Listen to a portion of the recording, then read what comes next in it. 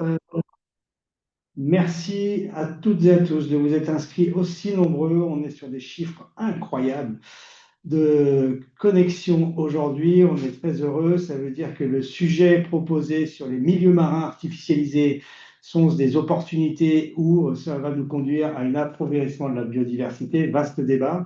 Nous aurons aujourd'hui de très bons experts pour nous aider à répondre à ces questions, nous poser nous-mêmes des questions.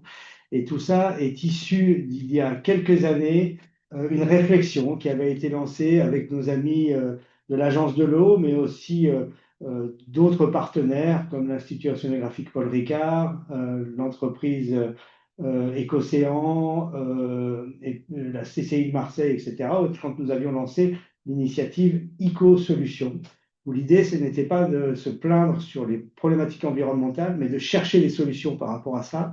Et entre les différents acteurs publics, privés, ONG, start-up, acteurs de la conservation et chercheurs, de tous ensemble s'orienter vers des solutions pour cela. Donc nous sommes dans ce cycle-là, ce cycle Eco-Solutions qui se poursuit aujourd'hui. Vous verrez, il y aura deux autres épisodes dans les mois à venir.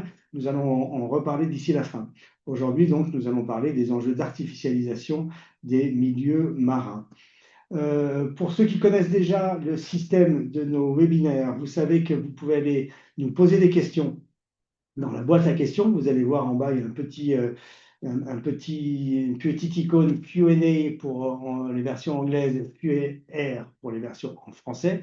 Vous allez dessus, vous écrivez les questions au fur et à mesure. Et Pierre et moi, aujourd'hui, qui assumons le rôle d'animateur, nous piocherons dans ces questions pour aller les poser ensuite à nos différents intervenants.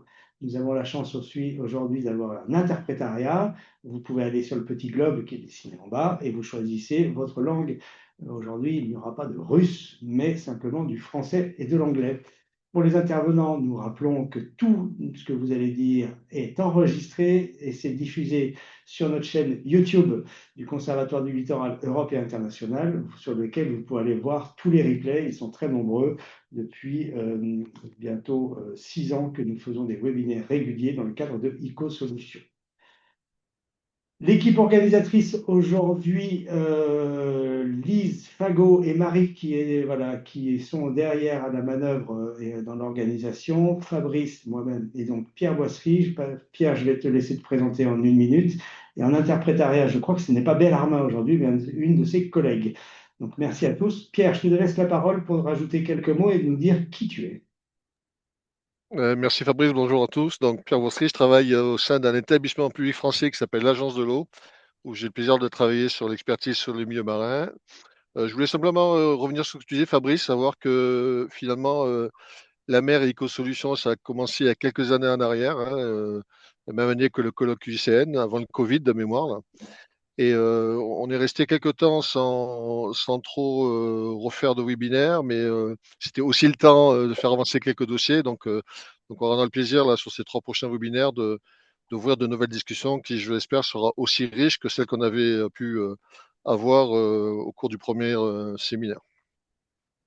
Merci, on est dans cette dynamique. Aujourd'hui, quatre brillants cerveaux, quatre intervenants avec Philippe qui va nous faire un petit cadrage général, Julie et Sébastien qui reviendront sur des rétextes et Frédéric qui parlera lui aussi de certains questionnements qu'on se pose aujourd'hui sur ces enjeux d'artificialisation des milieux.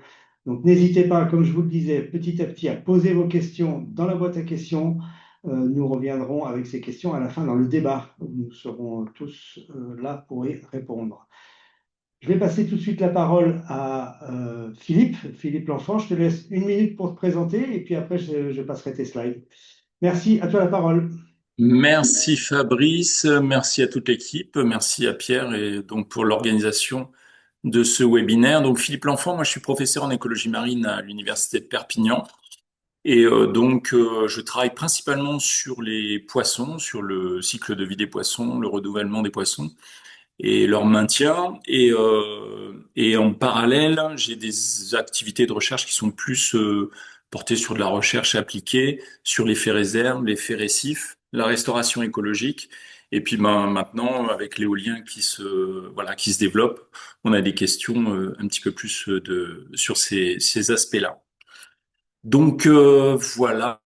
On m'a donné la charge de lancer un peu ce webinaire sur l'artificialité. Et l'idée, dans un premier temps, c'est de contextualiser un petit peu les choses. On est dans une transformation un peu trop rapide du milieu marin, avec une forte perte de biodiversité. Les principaux moteurs de cette perte sont maintenant très bien connus, hein. C'est la pollution, la surpêche, les espèces invasives, le changement climatique et bien sûr l'artificialisation qui a un rôle quand même assez important, même très important, peut-être beaucoup plus que les précédents moteurs. Et ces transformations, on les voit un petit peu tous les jours, hein. C'est tout ce qui a été fait en termes de ports, de digues, plus loin au large de plateformes pétrolières, d'éoliennes offshore qui se développent de plus en plus, ou encore les épaves volontaires qu'il peut y avoir dans d'autres pays que la France. Et donc se pose la question de cette artificialisation, opportunités écologiques, menaces des équilibres. L'idée, c'est d'essayer d'un peu de mieux comprendre quelles fonctions écologiques on peut avoir derrière ces milieux qui sont un peu hybrides. Et donc sur la slide suivante, je vous présente un petit peu l'origine de cette multiplication. Alors, la plus visible, c'est celle qu'on voit sur les littoraux, avec une artificialisation, une urbanisation côtière, un développement économique qui est quand même assez important. Alors, pas toujours en tout cas pour la Méditerranée, c'est pas toujours la même artificialisation ou le même taux d'artificialisation qu'on peut observer en PACA, en Corse ou encore en Occitanie. Mais les moteurs sont un peu les mêmes, hein. C'est les ports commerciaux, les marinas, les quais, les digues, comme je l'ai dit précédemment. Et en fait, on va passer de substrats plutôt sablo-vaseux ou un peu hétérogènes en termes de voilà des galets, des herbiers, etc. Et on va aller plutôt vers des substrats durs, donc du béton, de l'acier, et donc une homogénéisation des habitats. Et donc ça, c'est vraiment le facteur important qu'il faut retenir de cette artificialisation, c'est cette homogénéisation. J'y reviendrai un petit peu plus tard dans mes slides. Et dans un autre registre, l'artificialisation, elle touche aussi des structures qu'on a volontairement ce coup-ci immergées pour soutenir des activités. C'est le cas des récifs artificiels qu'on trouve pas mal en Méditerranée.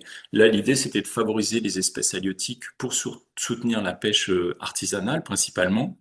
Et puis encore un peu plus au large, au-delà des 3000, on a les installations offshore avec les plateformes pétrolières. Et pour la Méditerranée, l'éolien flottant qui a vu à l'arrivée des premières éoliennes qui vont être particulièrement étudiées pour mieux comprendre les interactions avec le milieu marin. Alors sur la slide suivante, on va commencer par les opportunités. Lorsqu'on immerge ces structures, on va créer de nouveaux habitats, des structures solides, comme je l'ai dit précédemment, qui vont permettre la fixation d'organismes, alors des algues, des invertébrés fixés, du biofouling, et tout ça, ça va être le démarrage d'un nouveau réseau trophique. Et c'est là-dessus que on compte, par exemple, sur les récifs artificiels. Avec cette augmentation de complexité 3D, on a plus de niches écologiques, plus d'espèces. C'est un peu ce qu'on voit là sur ce graphique. On voit une augmentation de la complexité, et une augmentation de la richesse. Sur des récifs artificiels basiques tels que des buses ou des dallos qui sont très simples, on a une richesse qui est peu développée. Puis dès qu'on passe sur des amas chaotiques, eh bien là, on gagne en diversité à la fois spécifique, mais aussi fonctionnelle. Ça aussi, j'y reviendrai après. Et donc l'idée derrière, après, c'est de créer des nouvelles fonctions écologiques ou de recréer ou de restaurer certaines fonctions écologiques, donc du type nurserie ou zone de reproduction. Donc ça, on l'a particulièrement mesuré sur des récifs artificiels. Donc sur cette diapositive, c'est des résultats qui sont issus de travaux en télémétrie acoustique. où on a marqué un certain nombre d'individus, donc une espèce sur laquelle je travaille depuis plus de 30 ans, le cerf commun, et où on voit que les zones à la fois naturelles et les zones artificielles, donc les villages de récifs artificiels qui sont notés d'un point rouge, eh bien, on voit une attraction des individus, mais aussi une sédentarisation de ces individus sur ces récifs artificiels. Ils trouvent à la fois les refuges, l'alimentation. La reproduction, c'est déjà un peu plus complexe à démontrer, mais en tout cas, sur d'autres espèces, on a des informations comme quoi bien des espèces emblématiques comme le loup peuvent se reproduire sur ces zones. Et les points verts, on s'aperçoit que parfois ces zones ne sont pas utilisées de façon permanente. Ça peut être aussi des corridors écologiques qui permettent des transferts nord-sud vers d'autres habitats naturels. L'artificialisation, dans la slide suivante, c'est aussi des choses qui datent depuis des centaines d'années. C'est tout ce qui concerne les épaves. Et là, on a un grand champ d'investigation qui reste à explorer, puisqu'on a des épaves qui sont très très anciennes et d'autres qui le sont beaucoup moins. Et l'idée, là aussi, c'est de mieux comprendre les successions écologiques, les zonations, le principe de connectivité entre ces structures artificielles et puis ces transferts d'énergie puisque on va créer de nouveaux cycles biologiques autour de ces structures et donc on va explorer un petit peu plus en détail ces fonctions écologiques de ces structures. Alors parallèlement, on a aussi des effets qui sont un petit peu plus controversés, un petit peu plus négatifs sur la diapo suivante. Ça concerne un appauvrissement, voire un déséquilibre des communautés biologiques. Le premier point, c'est la modification, voire la destruction d'habitats essentiels, hein. On va passer de substrats meubles, donc du sable, de la vase, qui, à première vue, peuvent paraître inintéressants, et pourtant, il y a toute une faune qui est inféodée à ces milieux, et qui est aussi importante que celle des substrats durs. Et donc, voilà, on a une transformation vers du substrat dur, donc un remplacement d'espèces. Est-ce que c'est nécessaire? Est-ce que c'est préjudiciable à l'ensemble de l'écosystème? Ça reste des questions qui sont en suspens. Alors, on a quand même les premiers résultats qui montrent que lorsque le cas des récifs artificiels, lorsque c'est régulé et que c'est fait à une échelle relativement réduite, l'impact sur les substrats meubles reste quand même assez limité. Par contre, on a une homogénéisation des communautés biologiques. Lorsqu'on artificialise, on a des espèces opportunistes qui sont à colonisation très rapide et qui vont avoir une tendance à uniformiser les écosystèmes. On le voit au travers des ports européens où on a une certaine similitude d'espèces. Et en fait, on parle beaucoup de diversité en espèces, mais on parle beaucoup moins de diversité fonctionnelle, c'est-à-dire combien j'ai de carnivores, combien j'ai de planctonophages, etc. Eh bien, on perd aussi cette diversité fonctionnelle, et ça peut être préjudiciable à l'ensemble des écosystèmes. Et donc, les autres aspects négatifs, c'est les espèces invasives. On le retrouve sur la slide suivante, où les zones artificialisées peuvent être vues comme des zones de prolifération d'espèces invasives. Alors là, j'ai rajouté un point d'interrogation parce que pour moi, l'artificialisation n'est pas le moteur de l'arrivée des espèces invasives. Le vecteur se fait souvent par le transport maritime ou l'aquaculture. Donc en général, lorsque vous avez des espèces qui sont déjà présentes invasives sur certaines zones, elles vont pouvoir accéder à ces sites. Et à la limite, il faudrait que ces sites artificialisés aient leur niche écologique au maximum utilisée pour limiter cette présence d'espèces invasives. Et ça, on pourra y revenir un petit peu après dans les actions positives que l'homme peut réaliser sur ces zones artificialisées. Et enfin, la rupture avec les écosystèmes naturels, c'est clair que ces systèmes-là ne reproduiront pas exactement les fonctions écologiques des habitats naturels. Donc ça, il faut être clair là-dessus. On va pas vendre du rêve avec des récifs artificiels ou avec d'autres structures artificialisées. On perd des fonctions, donc il faut vraiment limiter ces actions d'artificialisation. Alors les solutions et l'avenir, sur la slide suivante, eh bien c'est la restauration écologique. Là, je vous ai représenté des graphiques où on a des solutions de nurserie. On a installé des biohuttes dans le grand port autonome de Marseille, et on voit que sur les bâtons qui sont noirs, eh bien sur ces zones où il y a eu restauration, on a à la fois une richesse et une abondance en espèces qui est supérieure, qui est significativement supérieure. Donc on voit qu'il y a une capacité à réhabiliter des fonctions écologiques.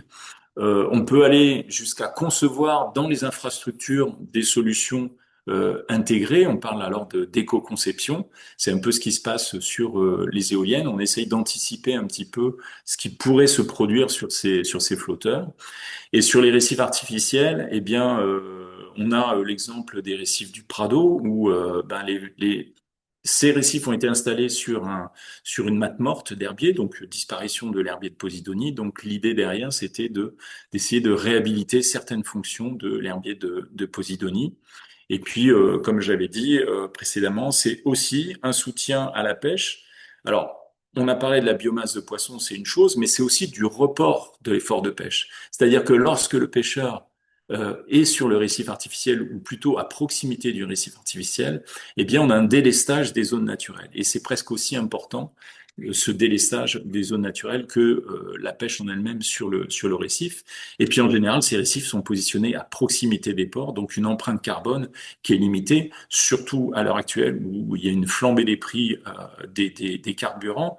C'est 50% des coûts d'activité de la pêche, ça tourne autour des carburants. C'est super important de prendre ça en considération. Et puis, on parle maintenant d'immersion volontaire d'épaves, non pas pour sauver la biodiversité marine, mais plus en tant que soutien à la plongée. Donc là aussi, il y a certainement des choses à explorer dans ce sens. Et le dernier point qui est important, c'est la nécessité de régulation et d'évaluation. Il faut garder en tête que il faut absolument avoir des protocoles de suivi à long terme pour voir si les bénéfices qu'on imaginait sont atteints, et si on n'est pas en train d'aggraver certains déséquilibres écologiques. Donc au final, en conclusion, sur la slide suivante, l'idée, c'est que voilà, ces milieux artificialisés, c'est des espaces un peu ambivalents, avec des opportunités de colonisation, des rôles de refuge, mais aussi une biodiversité qui est simplifiée. On n'arrive pas à remplacer la totalité des fonctions. Donc ça, c'est important à considérer. Donc attention, ce ne sont pas des substituts aux récifs naturels. On a un impact quand on artificialise. Par contre, l'enjeu, c'est de développer des outils complémentaires et des actions de restauration, bien sûr après maîtrise des pressions. Voilà, je vous remercie à toutes et à tous. Merci beaucoup, Philippe. C'était très clair pour moi. Il y a plein de questions qu'on va relayer petit à petit, mais deux questions d'abord. La restauration écologique, c'est restaurer les fonctionnalités ou c'est restaurer à l'identique? C'est-à-dire que quand on a une matte morte, on avait de la posidonie, on met des récifs artificiels, on ne refait pas le même milieu. Donc, est-ce qu'on peut parler de restauration, même s'il y a certaines fonctionnalités qui sont remises en fonction? Alors, la sémantique, c'est que restauration écologique, on remet en état l'écosystème dans toutes ses dimensions, à la fois les habitats, les espèces et les relations. Donc, on n'y est pas. En fait, c'est souvent un abus de langage. On est plutôt dans la réhabilitation de fonctions. Mais c'est déjà un effort important. Ok. Merci beaucoup. Deuxième question, mais Pierre peut-être en a d'autres te concernant. Euh, Dans un espace naturel protégé, est-ce qu'on peut se permettre d'artificialiser en disant bah, c'est très bien, on a du substrat meuble, on va mettre des récifs, on va construire des habitats à poissons, ce sera très bien, ça va booster la biodiversité. Est-ce que c'est quelque chose aujourd'hui qui se fait, qui doit se faire? Ça s'est fait beaucoup. Est-ce qu'aujourd'hui c'est compatible un espace naturel protégé dans lequel on artificialise pour faciliter certaines choses?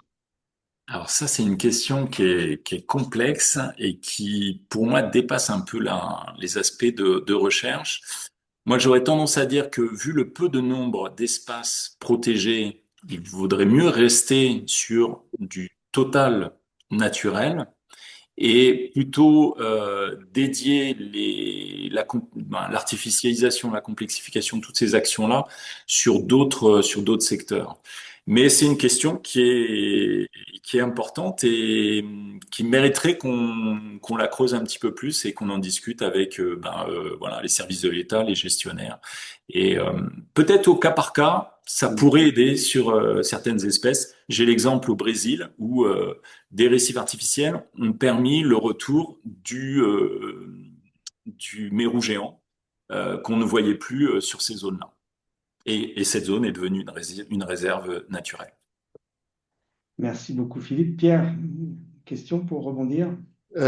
Ouais, il y a beaucoup de questions qui tournent autour des récifs, mais on y reviendra par la suite. Moi, je voudrais avoir ton avis, même si je pense connaître ta réponse, sur le fait que finalement, on essaye aujourd'hui de réparer ou de compenser ou de réhabiliter ou de restaurer, tu emploies le terme que tu veux, hein, finalement des secteurs qu'on a abîmés par des aménagements. Et on a du mal, hein, donc ça coûte de l'argent, ça prend du temps, c'est compliqué. Et on est en train finalement aujourd'hui d'aménager les eaux du large en créant finalement une espèce d'écosystème artificiel qui s'appelle les récifs, les champs d'éolien en fait. Et du coup, je me disais finalement, est-ce qu'on ne va pas se retrouver dans 20 ans, dans 30 ans, de 40 ans, en se disant finalement, on a artificialisé un écosystème qui fonctionnait très bien sans être aménagé. Et est-ce qu'il ne faut pas se retrouver encore une fois dans la même situation que maintenant, vouloir réparer un certain nombre d'aménagements qu'on aurait fait dans ces eaux du large. Donc, je viens à ma question, en fait, qu'est-ce que selon toi pourrait nous permettre en fait de devancer un petit peu en termes d'action ou de politique ces éventuelles incidences pour anticiper au mieux ce qui pourrait nous amener à nous interroger dans 20 ans, 30 ans, 40 ans sur ces aménagements-là.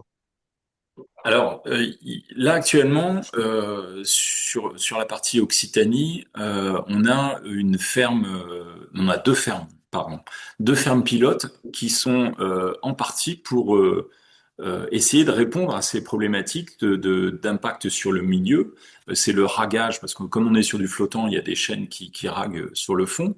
Est-ce qu'on n'est pas en train de remettre en suspension et de modifier de façon définitive certains milieux?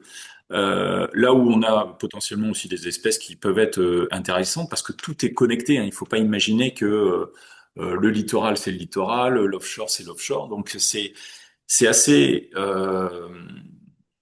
c'est assez complexe parce que on est sur un terrain de jeu qui est pas facile d'accès, qui est sur des profondeurs qui sont importantes, sur des zones dont on ne connaît pas forcément les fonctions écologiques de ces milieux. On a malheureusement encore des lacunes sur ces zones-là. On n'est pas très loin des canyons où on a des coraux froids qui sont d'une diversité importante et qui génèrent une diversité importante autour. C'est c'est un peu politique, hein, je réponds pas vraiment à ta question, mais ce qui est important, c'est qu'il va falloir mettre des efforts suffisants pour évaluer les différents impacts. C'est ce qui se fait actuellement d'un point de vue théorique en termes on va dire, de travail bibliographique, d'essayer d'identifier tous les facteurs tous les moteurs de modification ou de destruction de la biodiversité et de voir dans quelle mesure on peut essayer de les atténuer. Mais ça va pas être simple. Alors effectivement, on peut se dire, on a des exemples par le passé qui ont montré que ben, après, ça devenait compliqué à réhabiliter. Mais on est aussi devant une problématique de décarbonation des énergies. Donc, c'est ce qui cristallise un peu la problématique. Mais nous, en tant que scientifiques, il faut qu'on soit là pour éclairer le débat. On n'est pas partisan ni dans un sens ou dans un autre. On va se poser des questions et on va devoir mettre en place des protocoles suffisamment pointus pour bien mesurer ces effets sur les écosystèmes profonds. Merci beaucoup. Deux petites choses, si on veut sauver la vie de notre interprète, je vous demanderai de parler tous un peu plus lentement, parce que la pauvre, elle a été en apnée pendant la présentation de Philippe, elle n'a pas pu respirer. Donc merci à chacun. Et comme il y a beaucoup de gens connectés d'un peu partout sur la planète, de temps en temps, quand vous parlez de certains sites en France, merci de préciser à quel endroit c'est, je pense que ça facilitera pour tout le monde. Voilà, les récifs du Prado, c'est à Marseille, voilà, en Méditerranée. Pas de problème. Petite réponse pour Christophe qui nous pose une question de Béotien. L'image à l'écran est très, voilà, répond beaucoup à son histoire de est-ce que c'est comparable aux hôtels à insectes? Voilà, ça ressemble effectivement à ça. C'est un peu l'idée de mettre des structures qui permettent d'attirer des poissons différents, de faciliter la vie sous-marine. Merci encore, Philippe. On se retrouve à la fin pour le petit débat qu'on aura. Et il y a énormément de questions. Ça m'étonnerait qu'on arrive à répondre à tout le monde, mais on fera tout pour. Merci. On va passer maintenant la parole à Julie. Julie, je te laisse te présenter. Je te laisse ensuite la main sur ta présentation pour 10 minutes aussi. À toi la parole. Merci beaucoup pour l'organisation et l'invitation. Alors, je m'excuse par avance s'il y a du bruit derrière moi. Je suis en mer et il y a parfois des bruits de moteur. Voilà. On dirait qu'ils ont fait exprès de mettre en route le moteur derrière moi pendant le webinaire, donc désolée par avance. Voilà. Donc moi, je travaille à Andromède Océanologie, une entreprise française qui est basée dans le sud de la France, près de Montpellier, donc au bord de la Méditerranée nord-occidentale. Voilà. Et donc, non, je ne peux pas toucher à ma présentation. Voilà, c'est ça. Pardon. Et donc, moi, je vais vous parler de retour d'expérience d'un projet qu'on a mené donc à Saint-Jean-Cap-Ferrat, donc près de Nice, qui se trouve donc au sud-est de la France, et qui concerne la restauration de communautés de récifs coralligènes. Donc, le projet s'appelle RESCOR, mené avec la métropole de Nice-Côte d'Azur et avec l'aide de l'Agence de l'eau. Donc, en fait, dans cet endroit, donc il y avait un émissaire qui rejetait. Il faut que je parle plus doucement, pardon. Il y avait un émissaire, donc c'est un tuyau qui rejetait donc des eaux d'une station d'épuration proche de la côte. Et en fait, en 2007, ils ont décidé, pour sauvegarder la qualité de l'eau proche de la côte, d'envoyer les eaux bien plus loin, bien plus au large.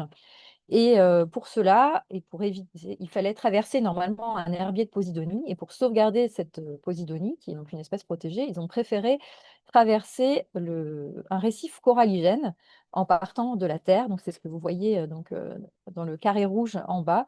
C'est donc la cartographie de ce tuyau qui part de la Terre et qui va en mer.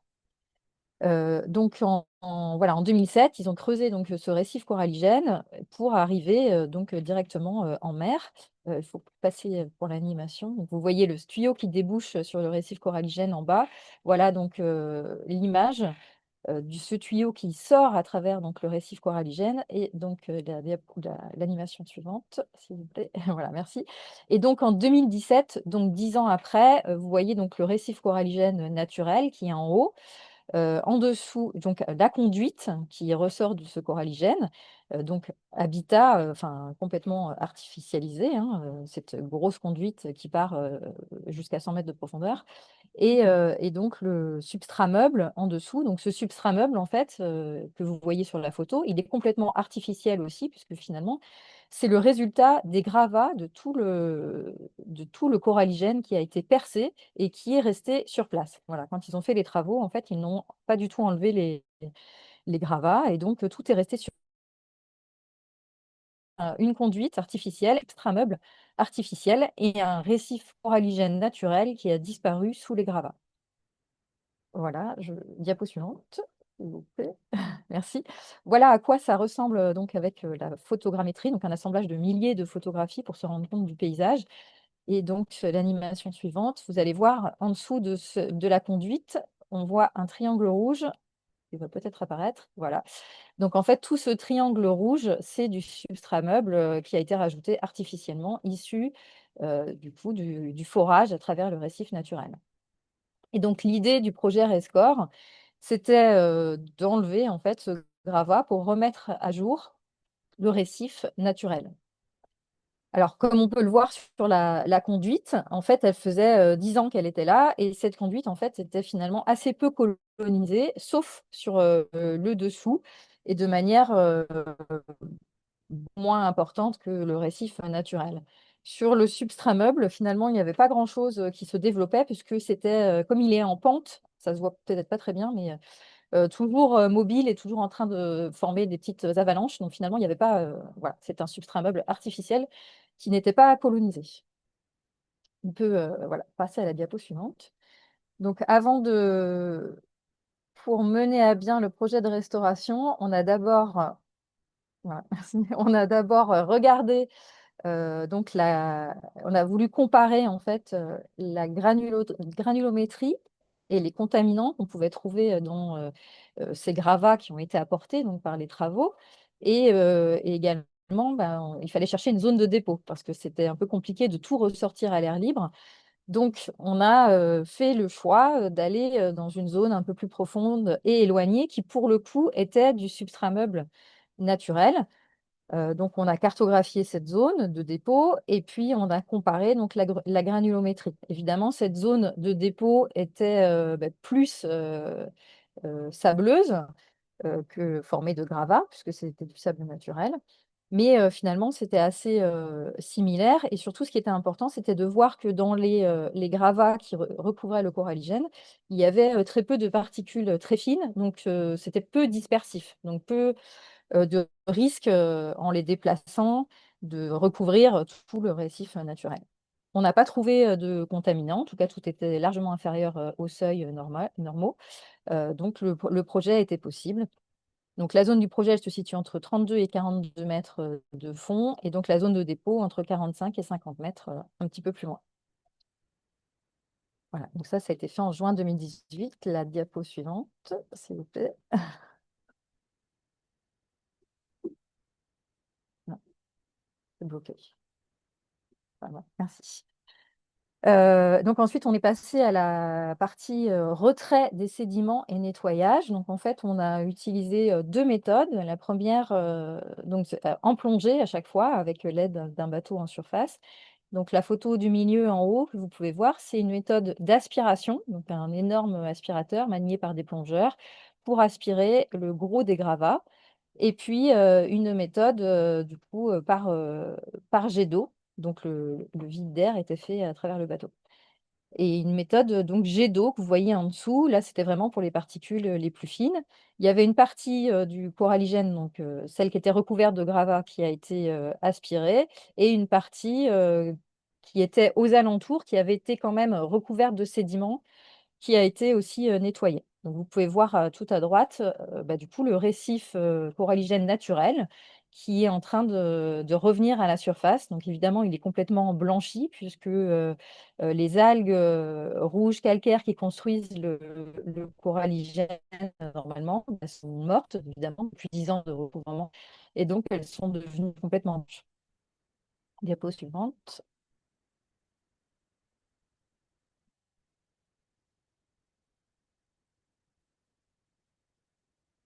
Euh,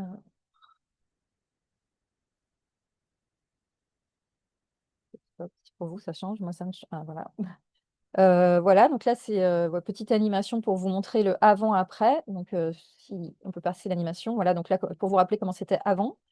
Et en dessous, on voit normalement le massif qui a été débarrassé de son gravat. Voilà, qui apparaît. Donc, toute la partie blanche qui est assez clairement visible. C'est donc le récif coralligène naturel qui est revenu à la lumière du jour. Donc, en tout, en fait, on a retiré 50 mètres cubes de sédiments. On a mis à jour 150 mètres carrés de récifs coralligènes naturels. Et on a nettoyé en tout 500 mètres carrés de récifs naturels en tout. Voilà. Diapo suivante, s'il vous plaît.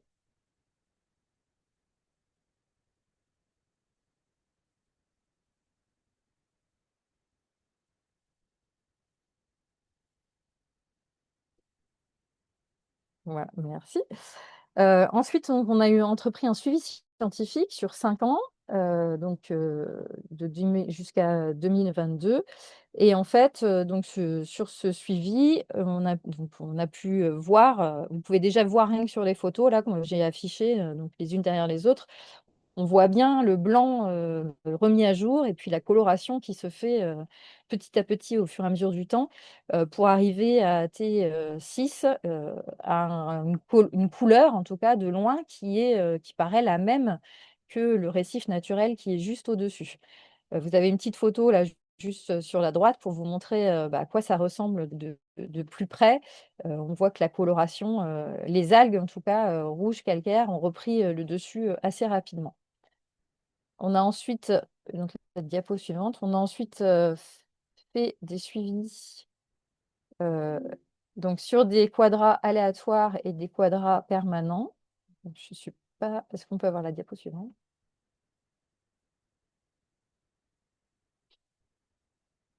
Voilà.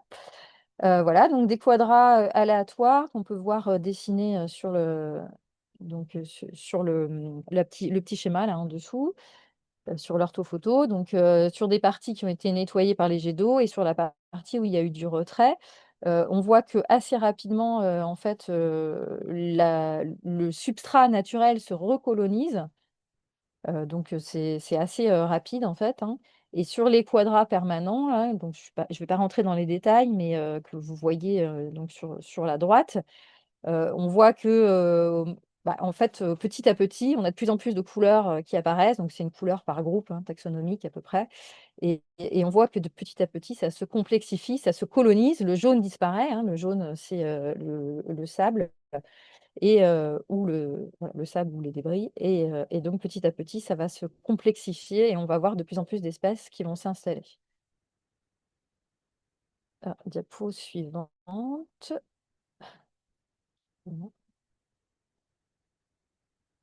Voilà. Donc ce qu'on peut voir, c'est que finalement, donc le premier habitat artificiel qu'on avait sur ce site, c'était la conduite. Donc après 11 ans, eh bien, il n'y avait pas grand-chose, finalement dessus, à part un peu sur le dessous. Donc gain écologique, ben non. Le substrat meuble qui a été, laissé sur place, on pourrait se dire, ben, finalement, c'est un fond meuble artificiel, hein, qu'on a créé. On fait bien des plages artificielles, hein, pourquoi on ne ferait pas des fonds meubles artificiels sous l'eau? On voit que finalement, 11 ans après, il n'était pas non plus, au niveau écologique, c'était pas intéressant, certainement aussi parce que la pente était, trop forte et donc il n'arrêtait pas de couler. Le coralligène enfoui, l'habitat naturel qui a complètement, disparu, du fait de cette artificialisation, bon, bah, lui, il a perdu, toutes ses fonctions et tout son intérêt écologique. Et ce qu'on voit, c'est que donc cette, «désartificialisation», hein, entre guillemets, après 5 ans de suivi, eh bien, finalement, elle est gagnante puisque, ce substrat dur naturel, il est remis à jour, il se colonise, très rapidement. On voit très rapidement, une augmentation de la couverture par le vivant. Donc on a gagné plus de 60 au bout de 5 ans, sur la zone qui a été désensevelie et on a gagné 30 sur la zone qui a été tout simplement, nettoyée. On a les algues rouges en croûtantes qui sont installées très rapidement et ensuite les bryozoaires, les acidies, les hydraires, des vers, des autres algues et puis les espèces érigées, qui arrivaient, donc sur la fin du suivi, les éponges et les gorgones.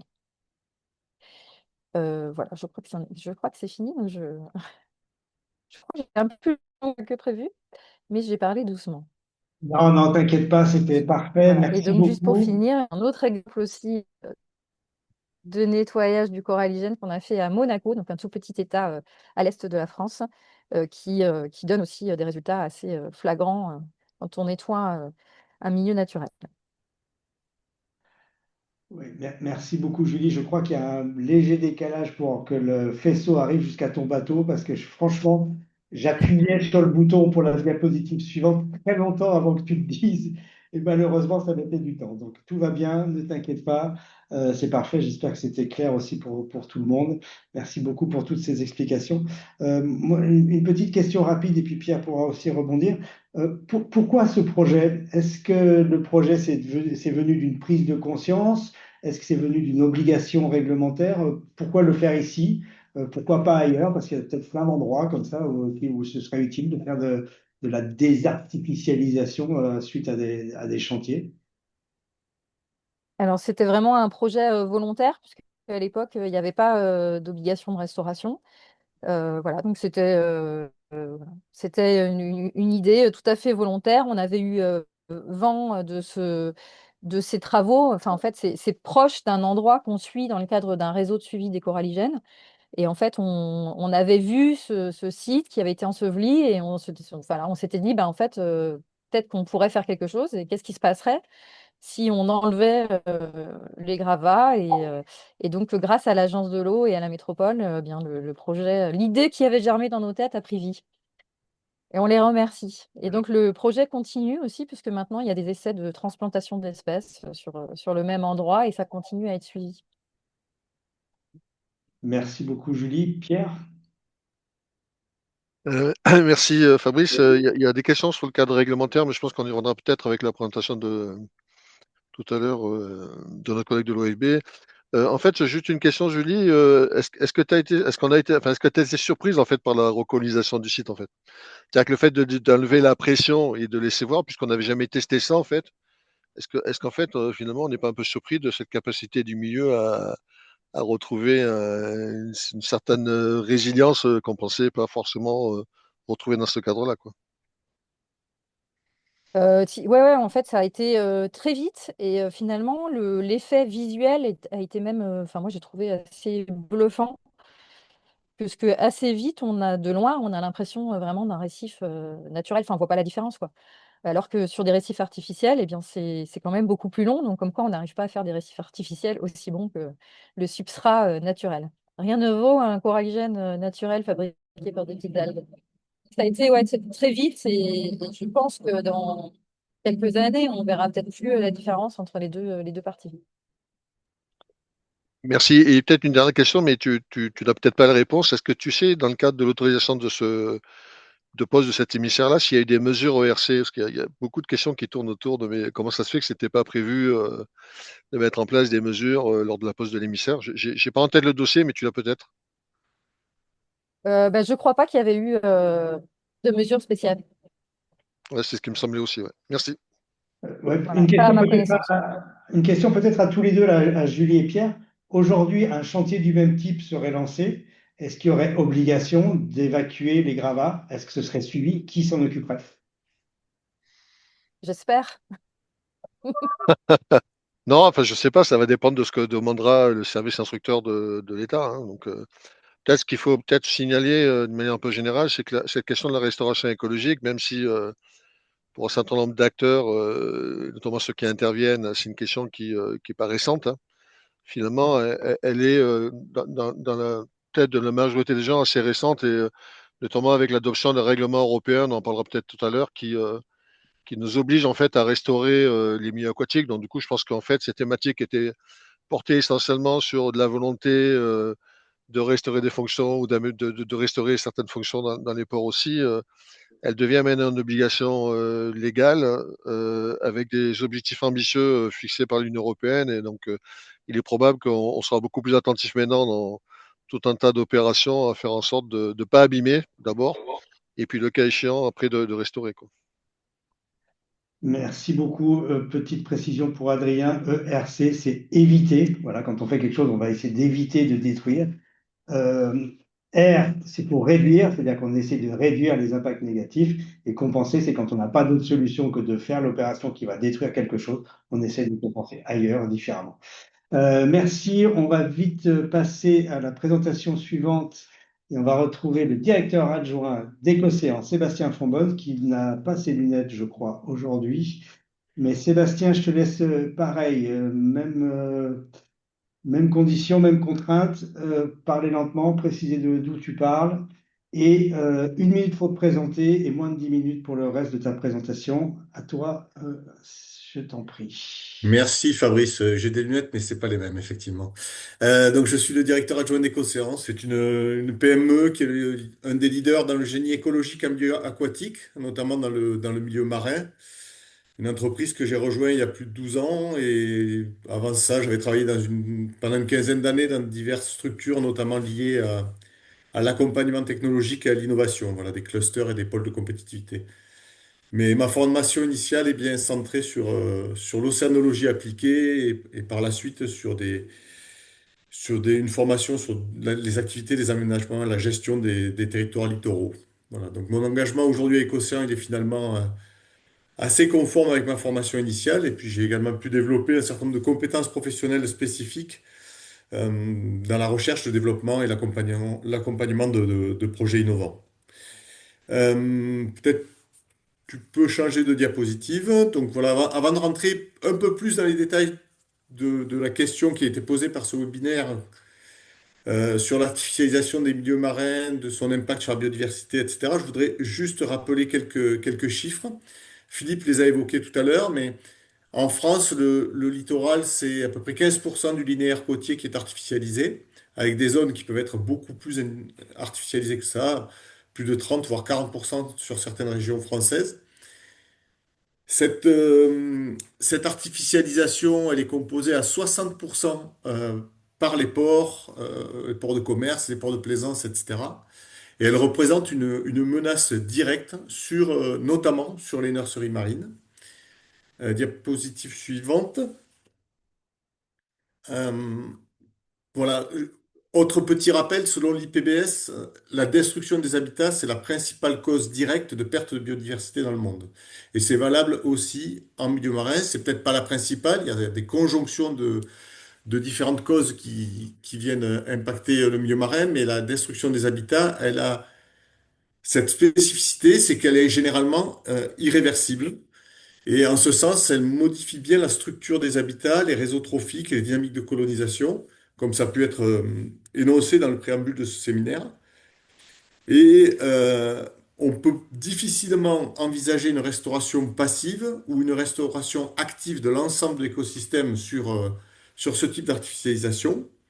Donc, comme l'a précisé Philippe tout à l'heure, on parle plutôt de réhabilitation de certaines fonctions et on va cibler certaines fonctions qui sont inhérentes à ces petits fonds côtiers et qui sont essentielles au cycle de vie des espèces côtières, comme cette fonction de nurserie.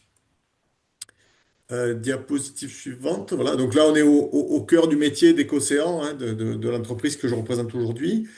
Ce métier qui consiste à concevoir, à fabriquer, à installer, à suivre différentes solutions qui permettent de rebooster la biodiversité aquatique sur des espaces artificialisés, et en particulier sur les zones portuaires qui sont, comme on vient de le voir, les espaces les plus artificialisés sur le littoral. Pour cela, nous, on travaille sur deux voies d'action qui sont complémentaires. D'une part, on intervient directement sur le cycle de vie des espèces, le procédé BioRestore, qui consiste à capturer des post-larves vivantes directement dans le milieu. On les fait grandir dans des fermes d'élevage très spécifiques et on fait des relâchés de juvéniles qui sont issus de la reproduction naturelle, et donc de poissons sauvages. Voilà.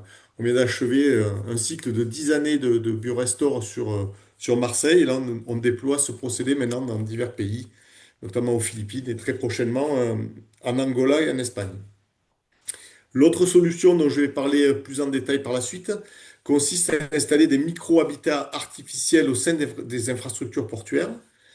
Ces habitats très spécifiques qu'on appelle les biohuttes, Philippe en a parlé tout à l'heure, ce sont des huttes de biodiversité et ils visent à apporter les fonctionnalités d'une nurserie. Alors, les fonctionnalités d'une nurserie, elles sont définies par la littérature scientifique comme des zones dans lesquelles on peut avoir des abris contre les prédateurs pour les très jeunes stades de poissons qui viennent s'installer, une nourriture adaptée et diversifiée, et la possibilité de rejoindre les populations adultes au moment de quitter la nurserie.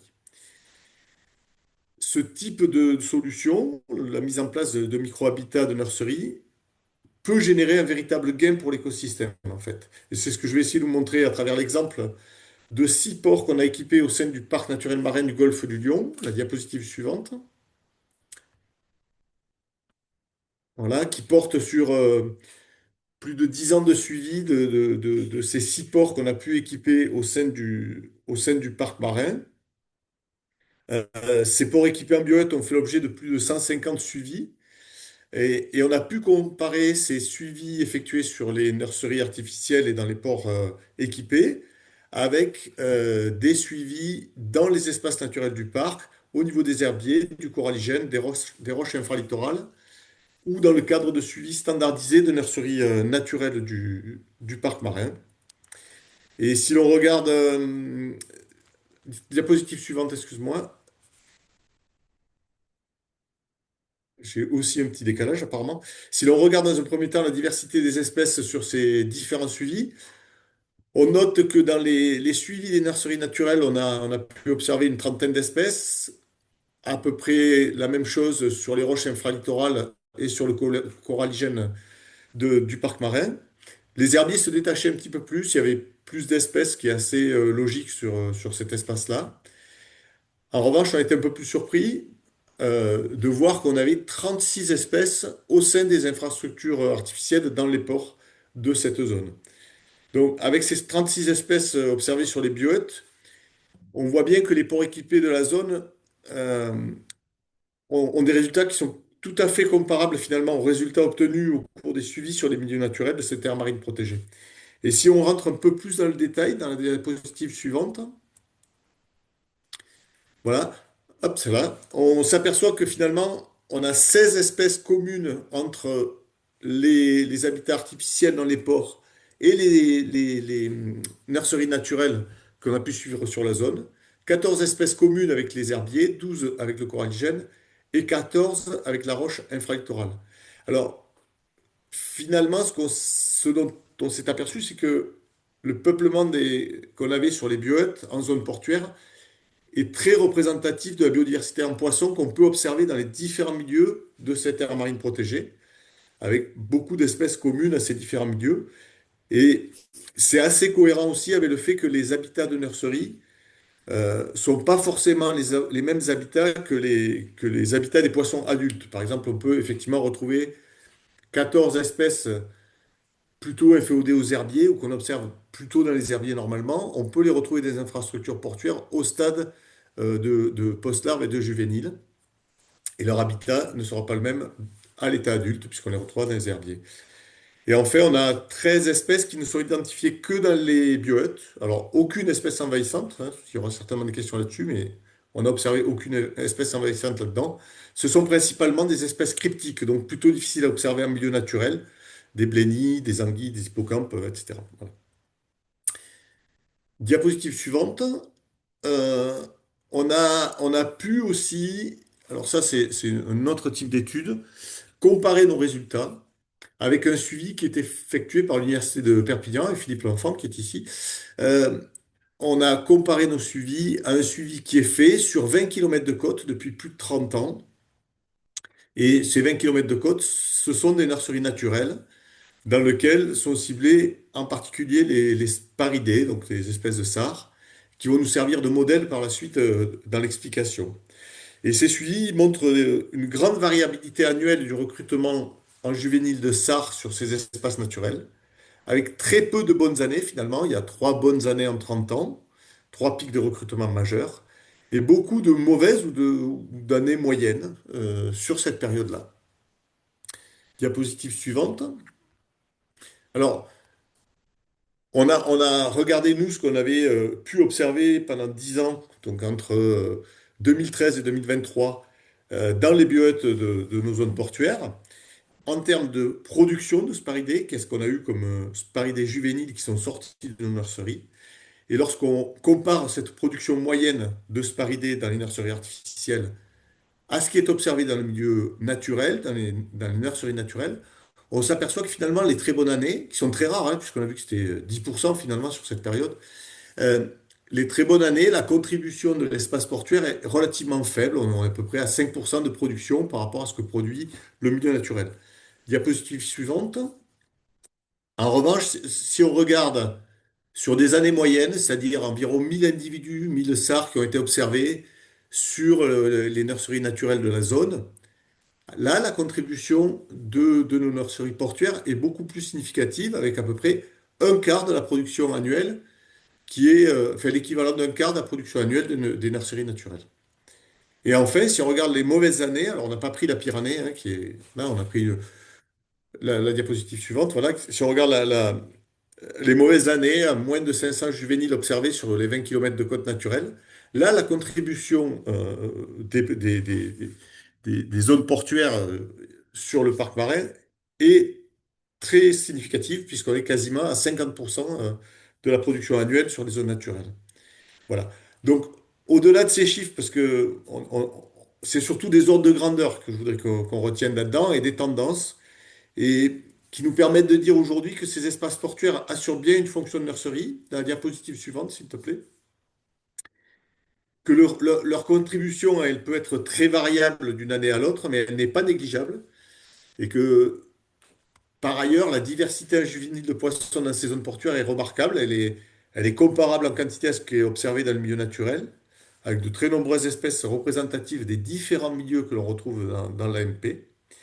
Et si on reprend la question initiale du webinaire, finalement, l'artificialisation du milieu marin n'engendre pas nécessairement dans cet exemple précis un appauvrissement des écosystèmes naturels, à partir du moment où ces espaces portuaires sont réhabilités avec des infrastructures adaptées qui leur permettent de jouer le rôle de nurserie.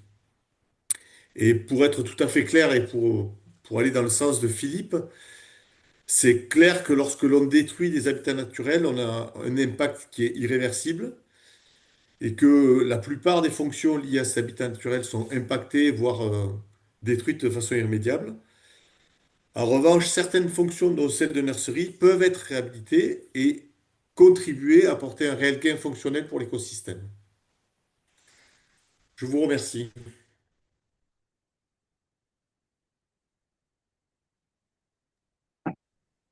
Pardon, merci beaucoup. Effectivement, très intéressant.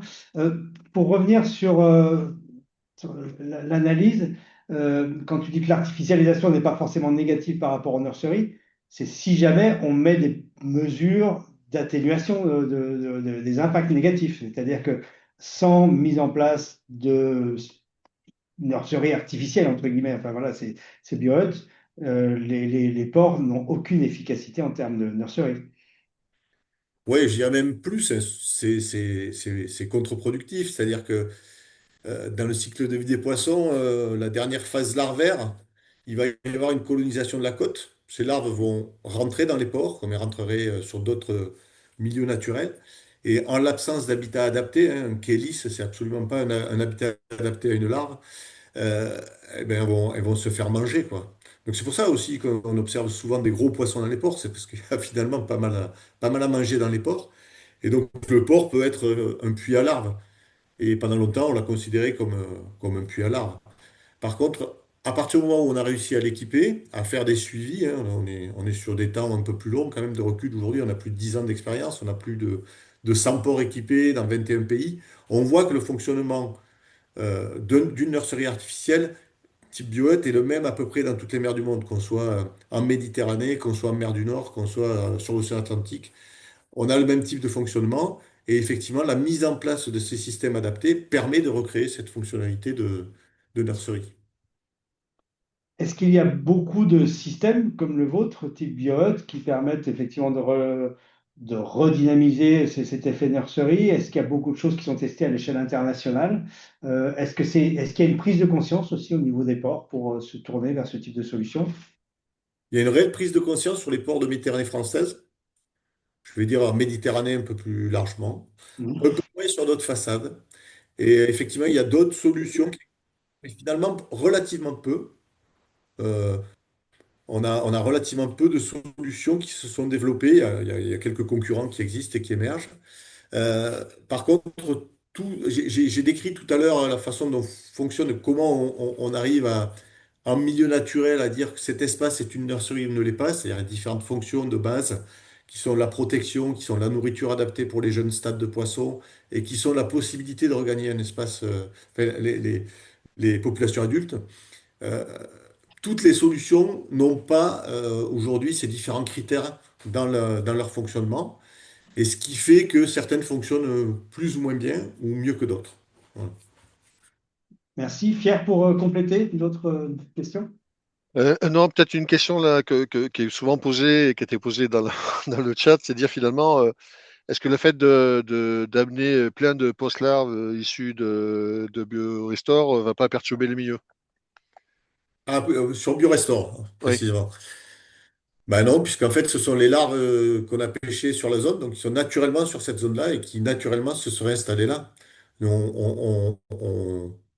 on perturbe pas le milieu, on pêche un certain nombre une quantité que nous donne une année X la nature. Donc elle va être différente d'une année à l'autre. Certaines années, on aura beaucoup de sars, certaines années, on aura beaucoup de loups, d'autres années, on aura beaucoup de castagnols, et on remettra en quantité ce qu'on aura reçu cette année-là. Donc finalement, le passage par la phase ferme à terre modifie pas ce qui a été apporté au départ, quoi. Deux petites questions complémentaires. Est-ce qu'en fait, comment on sélectionne en fait les post larves à rejeter ou pas? Bon, on ne sélectionne pas. On garde toutes les espèces, sauf si c'est une espèce invasive, ce qui nous est pas encore arrivé sur les pêches en Méditerranée française, qui peut arriver dans d'autres secteurs. Mais on sélectionne pas. On fait pas de sélection ni pour d'un point de vue halieutique. On remet la biodiversité que l'on reçoit. Voilà. Et une dernière question, parce que du coup, c'est des réponses pas très longues. Est-ce que le fait de les élever en biorestore, ça les perturbe pas par rapport au fonctionnement naturel? On a fait des suivis en milieu naturel justement après des phases de repeuplement, et on n'a pas noté de différence de comportement par rapport aux populations adultes. On essaye d'avoir des élevages multispécifiques avec des heures de nourrissage différentes pour pas qu'il s'habitue à l'homme. Donc en fait, c'est l'opposé de l'aquaculture classique, hein. On n'essaye pas de domestiquer du poisson, on essaye de l'élever pour le garder le plus sauvage possible. Et donc finalement, ils conservent leur instinct sauvage, et on n'a pas vu de modification par rapport aux populations naturelles de le relâcher, quoi. Allez, une petite dernière, puis on laisse la parole à Fabrice.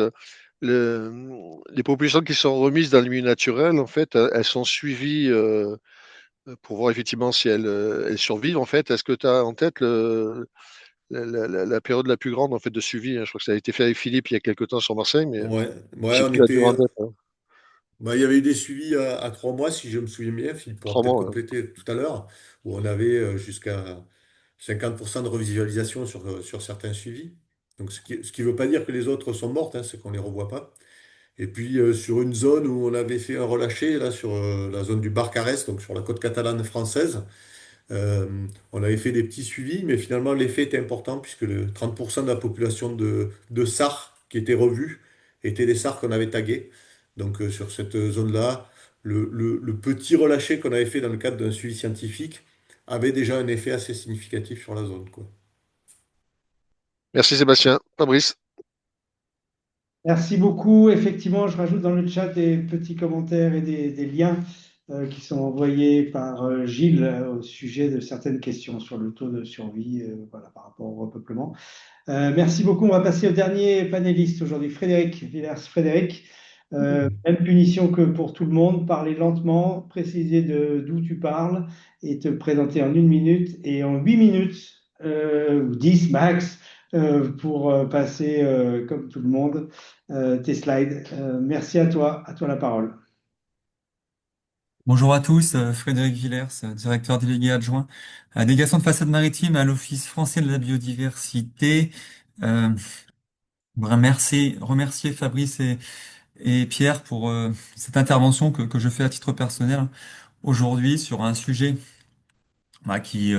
d'ailleurs qui fait l'objet d'un webinaire, qui en fait qui passionne de nombreux acteurs depuis, enfin en tout cas depuis que je travaille, depuis une quinzaine d'années, avec notamment ce grand débat qui est l'importance des récifs artificiels pour le milieu. Fabrice, si tu peux passer. Parce qu'en fait, ce qui est intéressant sur ce sujet des récifs artificiels, alors j'ai pas la tâche facile, hein. Je dois terminer sur le sujet de quel indicateur de réussite écologique. Ce qui est intéressant sur ce sujet, c'est quand on regarde finalement beaucoup dans les médias, les récifs artificiels sont souvent quand même présentés par les médias comme l'outil qui permet de sauver ou d'aider à la biodiversité. Donc, j'ai trouvé quelques articles très rapidement. Et quand on va dans les articles un peu plus spécialisés, se pose cette question de récif artificiel, bon ou mauvais pour l'environnement. Comment trancher? C'est ce que je vais essayer d'apporter. Alors, quelques éléments de réponse. En tout cas, quelques questionnements pour essayer d'avancer un peu sur ce sujet. Slide suivant, s'il te plaît, Fabrice. Le point qui me semble important, c'est de se baser, qu'est-ce qu'une réussite écologique? Je reviens et je reprends un document en fait qui a maintenant une dizaine d'années, qui a été publié par le CEPRALMAR en 2015, qui finalement résume un peu la théorie de l'évolution du peuplement d'un récif artificiel après sa mise en place.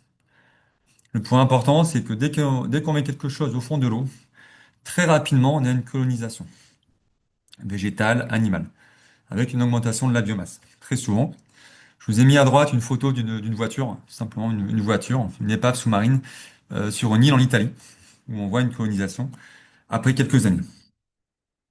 La vraie question, c'est est-ce que c'est suffisant pour être considéré comme une réussite écologique? Quand on parle de colonisation, très rapidement, on a une colonisation, souvent d'ailleurs d'espèces opportunistes. À partir d'un moment donné, donc, d'où l'épreuve du temps long, on peut avoir une complexification et l'arrivée des espèces non seulement opportunistes, mais aussi des espèces qui répondent aussi aux enjeux écologiques au niveau local. Quelquefois, on peut avoir le sujet des espèces invasives. Je vous encourage à lire la dernière publication de 2026 sur ce sujet, où on voit aussi que dans notamment les milieux artificialisés, donc là je ne parle pas des récifs artificiels, sont sur certains secteurs, notamment proches des ports, euh, un vecteur potentiel d'arrivée d'espèces invasives.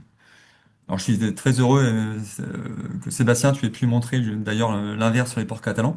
Ça permet justement de venir un peu en contrepoint de cette publication. Deuxième point, c'est l'augmentation de la biomasse. Que souvent on dit on a une augmentation de la biomasse. Alors est-ce que l'augmentation de la biomasse, en soi, on peut se dire que c'est une très bonne chose. Après, on a aussi maintenant des questions dans certaines aires marines protégées où on se rend compte que la moitié des poissons sont des sopes qui engendrent un sujet de surpâturage. Tout ça pour vous dire que le sujet est quand même assez complexe. Slide suivant, Fabrice, si tu veux. Merci. Donc finalement, pour essayer de répondre à cette question, comme les indicateurs écologiques de réussite écologique, colonisation et, et les autres ne sont pas, à mon sens, suffisamment suffisants. Finalement, quelle est la finalité du récif artificiel? Alors, souvent, on dit que c'est pour améliorer la biodiversité. Donc si on améliore la biodiversité, on est tous d'accord qu'on améliore les secteurs qui sont dégradés.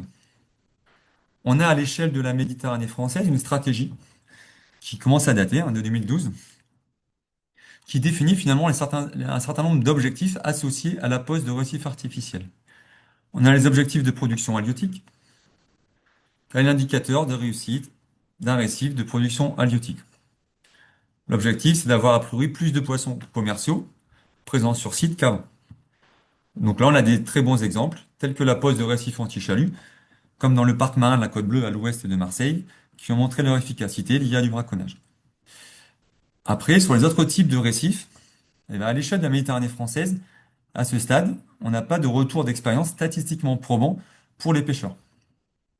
Entre parenthèses, quand on parle de poissons commerciaux, peuvent aussi se poser la question des indicateurs écologiques vs indicateurs socio-économiques.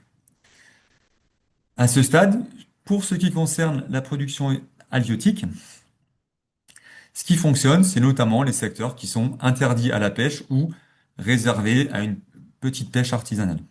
Les cantonnements de pêche, les réserves, les cœurs de parcs nationaux, où là, on a un certain nombre d'éléments scientifiques qui nous prouvent qu'on a un intérêt à la fois pour la production de poissons et sur lesquels les pêcheurs aussi s'y retrouvent. Présence de RA ou non, entre parenthèses. Deuxième point, les zones de protection de reconstitution de biocénose marine. On protège, on conserve ce qui est en bon état, donc a priori, quand la nature va bien, l'homme n'a pas forcément besoin d'intervenir. Deuxième point, c'est quand la nature va mal. Quand la nature va mal, on entre sur le sujet de la restauration. Quand on parle d'une nature qui va mal, on parle souvent très rapidement d'un habitat qui va mal. Quand on veut réparer un habitat qui va mal, on a forcément ce travail d'équivalence d'habitat avec ce sujet habitat rocheux artificialisé, donc qu'on complexifie et donc sur lequel on a les éléments probants. Et ensuite, on a l'habitat sableux, où là, c'est un vaste débat. Notamment en termes de réparation de la fonctionnalité écologique. Slide suivant, Fabrice, s'il te plaît.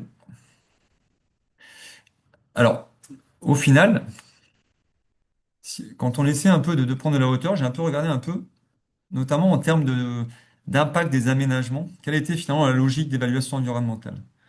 Et il y a un point qui me semble important, c'est de toujours s'appuyer sur une zone témoin. Une zone témoin, c'est quoi? C'est assez simple, hein. J'ai pris ce schéma à droite pour simplifier. On va dire qu'en blanc, c'est le secteur témoin, et en noir, le secteur où on mène une opération. Alors forcément, ça va pas aller dans le bon sens, mais on imagine qu'aujourd'hui, on mène une opération de restauration sur lequel on a une efficacité de, allez, 70%. Donc on s'intéresse à l'endroit où on mène une opération, on se rend compte qu'on a des choses qui fonctionnent. Et en même temps, on prend un secteur témoin, on se rend compte aussi bah, que en fait ça baisse et que la biodiversité actuelle baisse et reste avec un taux de survie de 70%. Mais dans ce cas-là, c'est une opération qui a un véritable succès, supposant que ça fonctionne sur le temps long. Opération 2, on a cette fois-ci un secteur témoin où on a une biodiversité qui explose et sur lequel l'opération qui est menée, finalement, a le même taux qu'auparavant. Dans ce cas-là, l'analyse est complètement différente. Et, à mon sens, il y a un point qui est important, notamment dans l'efficacité des récifs artificiels, c'est bien d'avoir toujours cette approche. On restaure des fonctionnalités. Aujourd'hui, et c'est d'ailleurs le travail d'Écocéan à ce stade, il mérite d'être signalé, il y a une véritable comparaison qui est faite entre les secteurs naturels et les autres secteurs, où on a une vraie comparaison. Et hélas, dans un certain nombre de publications, on n'a pas forcément directement cette comparaison. C'est un point important, hein. On a eu ce débat pendant l'époque du Covid, avec le débat sur l'hydroxychloroquine. Donc ça, c'est le premier point, l'importance des zones témoins. Le deuxième point, c'est l'importance aussi de mesurer l'éventuel effet report de mesures. Je prends un point sur lequel on met en place des éléments au fond de l'eau pour faire venir plus de poissons. Si on n'a pas de réglementation de pêche, on va avoir finalement une concentration potentielle de poissons avec plus de pêcheurs autour. Et donc, au final, potentiellement, une non-amélioration du stock de poissons. Donc, c'est aussi important finalement d'avoir cette approche d'échelle afin d'évaluer également potentiellement l'effet report si derrière il n'y a pas la réglementation qui est mise en place. Évidemment, mais ça, je ne vais pas m'attarder dessus. Vous avez vu le premier graphe, l'importance d'avoir un protocole rigoureux de suivi dans le temps. Slide suivant, Fabrice. Merci. Alors maintenant, ça c'est sur les indicateurs écologiques. J'ai voulu regarder aussi faire un peu un focus sur les gains coûts socio-économiques, qui sont aussi des facteurs à prendre en compte. Alors, les récifs Prado, plus grande opération d'immersion de récifs artificiels en 2008 dans Marseille, près de 30 000 mètres cubes sur 200 hectares dans la rade de Marseille. Je vous encourage à lire le dernier rapport scientifique qui est disponible en ligne. À ce stade, l'enjeu socio-économique pour la pêche n'est pas démontré, de même que la connectivité des espèces avec les habitats naturels à proximité. Alors quand je dis non démontré, c'est, à mon avis, il y a aussi besoin d'avoir des études complémentaires. En termes de gains socio-économiques, donc sur la pêche, à ce stade, c'est assez délicat finalement d'en sortir quelque chose de robuste quand on est sur une entrée très, très localisée. Pour la plongée, il est évident hein, que mettre un récif ou mettre une épave, il y a de nombreux plongeurs qui apprécient, moi le premier d'ailleurs. Donc c'est un attrait potentiel pour les clubs. Après, à une échelle plus large, est-ce que, si je prends le cas de la Côte d'Azur française, le tourisme sur la Côte d'Azur française, la raison principale des touristes qui viennent en Méditerranée française ne sont pas liés à la plongée, malgré la beauté de nos sites. Donc intérêt public, ou est-ce que c'est finalement un intérêt local? C'est aussi un point qui souvent manque de clarté. Enfin, l'économie bleue, c'est quand même ça, c'est un point important. Il y a quand même de nombreuses entreprises hein, qui travaillent sur ce sujet des récifs artificiels. Voilà, des emplois locaux qui, voilà, derrière, visent aussi à développer une compétence au niveau français. En termes de gains sociétal, mettre du récif ou mettre un certain nombre d'éléments, c'est un rôle éducatif, hein. Évidemment, pour donner envie à un certain nombre de personnes de connaître un peu les enjeux liés à la mer, notamment s'il y a des récifs à faible profondeur qu'on peut suivre en palme masque tuba, on peut défendre un projet pédagogique. C'est notamment le cas des musées sous-marins, mais qui, voilà, qui ont une vocation pédagogique et pas une vocation de biodiversité marine. Et évidemment, on a un attrait des médias sur tout ce qui se voit de manière générale. Enfin, le coût. Donc ça, c'est le gain. Et de l'autre côté, sur un peu le coût économique, on a un coût direct hein, qui est à la construction. Alors ça va dépendre, hein. Un petit projet qui va de quelques milliers d'euros à un projet de très grande envergure avec l'immersion de plusieurs dizaines de blocs sur différents étages littoraux, où là, on va couvrir plusieurs centaines de milliers d'euros, voire plus. Par contre, ce qui est un point important, c'est que le coût d'enlèvement, et ça c'est lié à la réglementation notamment française, en cas d'échec de l'opération et à la fin de l'autorisation donnée par l'État, il doit y avoir une obligation de démantèlement pour remise en état. Or ça, c'est un coût qui est très élevé. Et force est de constater qu'après 50 ans, la plupart des récifs, ou la très grande majorité des récifs à ce stade, n'est pas enlevé. Donc ça, c'est un point important. Donc au final, parce que Fabrice me coupe, donc j'ai dépassé mon temps, le dernier slide, le point important, c'est tout simplement de bien se faire accompagner, s'inscrire dans les politiques publiques et bien définir la finalité de la pose d'un récif. Si c'est écologique, donc on a besoin d'équivalence, d'habitat, quelles espèces, quelles fonctions, qu'est-ce qu'on vise d'ici 10 ans, et si c'est un socio-économique, bien démontré, privé, intérêt public. Et avoir une démarche d'évaluation environnementale, comme pour tout projet d'aménagement, avec un état initial et surtout travailler à la bonne échelle. La mise en place d'indicateurs clés, que ce soit en phase travaux, en phase post-travaux, sur l'arrivée d'espèces opportunistes, l'arrivée d'espèces locales recherchées et comparées avec un site témoin. Et bien évidemment, anticiper financièrement l'enlèvement si cela ne fonctionne pas. Donc important de faire de l'innovation, mais important de bien cadrer l'innovation, si je devais synthétiser. Merci beaucoup, Frédéric. Désolé, c'était pas que je te pressais, même si le temps a été dépassé, c'est que j'ai fait des fausses manips en appuyant sur le mauvais bouton. Voilà, mais en tout cas, merci pour cette conclusion un peu rapide, mais effectivement, tout le monde pourra retrouver le slide sur et tous ces éléments très riches sur la chaîne YouTube avec l'ensemble des éléments. Une petite question, puis après je passe la parole à Pierre.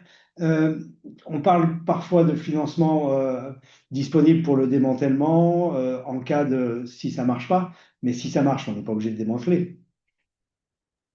Tout à fait. Bah, en fait, tu es entièrement d'accord. Et on a le cas d'ailleurs avec les éoliennes ou un certain nombre de récifs où très souvent on a une concession qui est donnée sur X années. La difficulté, c'est que, à nouveau, quand les suivis environnementaux à la fin des autorisations sont souvent finalement, c'est souvent assez lointain entre l'état initial d'origine et la fin de la concession, qui est une quinzaine d'années. Et dans ce cadre-là, il y a souvent une difficulté d'évaluer proprement sur l'efficacité ou non des récifs. Encore en 2026. Mais si ça fonctionne, évidemment, pour être clair, on n'a pas besoin d'enlever, heureusement. Et même quand ça fonctionne pas, c'est assez rare qu'on enlève. Parce que ça coûte très cher et que, voilà, et que derrière, mais c'est un vrai sujet. Merci beaucoup. Pierre, je te laisse rebondir. Ouais, en fait, bon, j'aurais plein de remarques à faire, mais je vais rester sur deux, trois petits trucs. D'abord, en fait, il y a un point là, puisque tu évoques la dimension réglementaire finalement dans ton truc là, dans la présentation. Il y a un point, si tu veux, moi, qui me questionne toujours et j'aimerais bien avoir ton avis là-dessus, c'est le fait que quand on cherche des outils, des méthodes pour améliorer les situations, pour dans le cas des récifs artificiels ou de la restauration écologique, en fait, on a souvent besoin en fait de tester, d'innover, d'essayer des outils, des méthodes, etc. Et souvent, en fait, c'est difficilement accompagné d'une manière générale, y compris en termes réglementaires, parce que bien souvent, en fait, ce qui est demandé, c'est des résultats, avant même qu'on ait les résultats de l'expérimentation, quoi.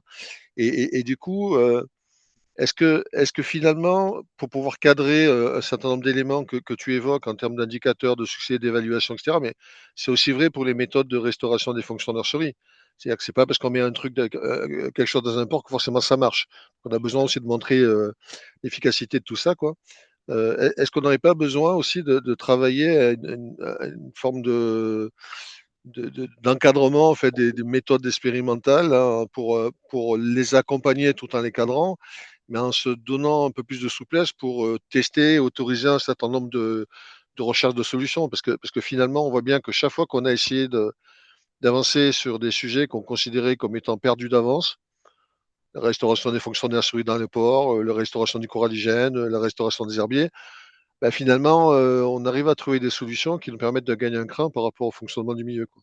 Du coup, est-ce qu'on n'aurait pas finalement, à travers cette démarche-là, puisque tu évoques aussi le fait que ça fait plus d'une dizaine d'années qu'on a fait le point sur ces questions de récifs artificiels ou autres, on n'aurait pas besoin de se remettre un peu à jour et puis de se donner des éléments de cadrage pour encourager l'innovation tout en encadrant. Ouais. Merci Pierre. Euh, alors tout à fait d'accord. Enfin, à mon sens, il y a deux choses, hein. Quand on fait de la R&D, par définition, c'est de la R&D, hein, il n'y a pas d'obligation d'efficacité. Donc ça veut dire R&D, c'est une démarche scientifique, c'est un suivi scientifique. Enfin, si je prends le cas des nurseries dans les ports, aujourd'hui il y a un certain nombre de publications scientifiques qui attestent que sur un kélis, si on met un certain nombre, si on complexifie un kélis, voilà, il est évident qu'on a aujourd'hui un atout à l'échelle locale. Donc ce n'est plus de la R&D à ce titre-là. Après, donc à ce titre-là, c'est un projet classique d'évaluation environnementale comme un aménagement. Sur le reste, sur ce qui est R&D, donc sans obligation d'efficacité, à mon sens, mais là, il faut poser la question à un service de l'État, c'est quelque chose qu'il faut cadrer avec un suivi plus adapté, avec vraiment, et aussi être honnête avec le fait de si à un moment donné ça marche pas, on les enlève. Et troisième point, adapter aussi les autorisations. C'est-à-dire notamment dans le temps. Aujourd'hui, et d'ailleurs c'est ce qui s'est fait sur quelques exemples que j'ai en tête, où la durée maximale d'une concession est de 15 ans ou 30 ans en fonction des projets, on peut très bien imaginer une AOT expérimentale sur une durée qui serait plus réduite. Après, il y a un vrai besoin. Aujourd'hui, sur les 30 ou 40 immersions de récifs artificiels qui ont été faites sur ces 50 dernières années, d'avoir une véritable réflexion et qui est cadrée par la stratégie d'ailleurs de récifs artificiels, entre parenthèses, qui est de dire aujourd'hui, la stratégie, ça c'est quand même un point important, c'est un sujet très français, mais quand même beaucoup d'auditeurs français, de préciser que en France, en Méditerranée française, pardon, 6 récifs, postes de récifs, déjà, il vaut mieux complexifier des secteurs où il y a eu des récifs, parce qu'il y a un point important en termes de planification spatiale, des récifs qui sont inopérants, qui ne fonctionnent pas, puisqu'il y a une véritable difficulté de les enlever. Et dans le sujet des aires marines protégées, j'en profite pour répondre. Il faut que ça réponde à la finalité de l'aire marine protégée. Moi, il y a un point aujourd'hui, mais je laisserai Philippe compléter, ou Sébastien si tu as des éléments, sur le sujet de l'habitat sable. Aujourd'hui, on crée des aires marines protégées pour restaurer des habitats en mauvais état. Bon, l'habitat rocheux, les ports, on va dire qu'on a vu qu'il y avait des choses qui fonctionnaient. L'habitat sableux, je ne passe même pas sur le sujet herbier qui est un autre sujet. L'habitat sableux, aujourd'hui, c'est à ce stade plutôt de la R&D, et sur lequel il y a un vrai sujet, quoi. Ouais, peut-être si tu permets une réaction, puis on va passer à la Ouais. session de questions-réponses là. C'est en fait on manque complètement d'objectivité sur l'utilisation des récifs artificiels en fait. C'est vraiment un truc pour moi qui est assez flagrant, si tu veux. C'est-à-dire qu'en fait, on imagine souvent que c'est la solution miracle. Sauf que quand on fait le bilan de tout ce qu'on a fait en France, mais je suis pas sûr qu'on ait beaucoup de success story au final. Et sauf on n'a pas vraiment l'honnêteté de faire un bilan très objectif du sujet, quoi. T'as parlé du récif Prado, je partage tes conclusions, quoi. Mais il y a plein de zones en Occitanie où on a des récifs qui sont plus gérés, qui sont peut-être pas tous aussi efficaces qu'on va dire en matière de vie et qui au final reviennent à mettre du béton sous l'eau, ce qui n'est pas vraiment ce qu'on cherche.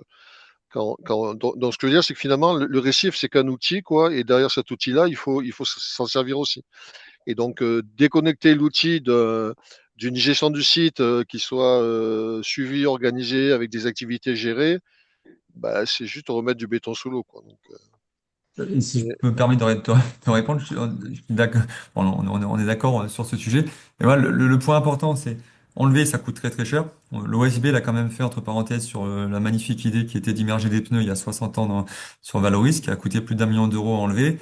Les Japonais sont en train, sur certains secteurs, de revenir en arrière sur ce sujet. Il faut aussi, à une échelle internationale, se mettre d'accord sur ce qui est R&D et ce qui ne l'est pas. Il y a des choses aujourd'hui qui sont testés, qui existent.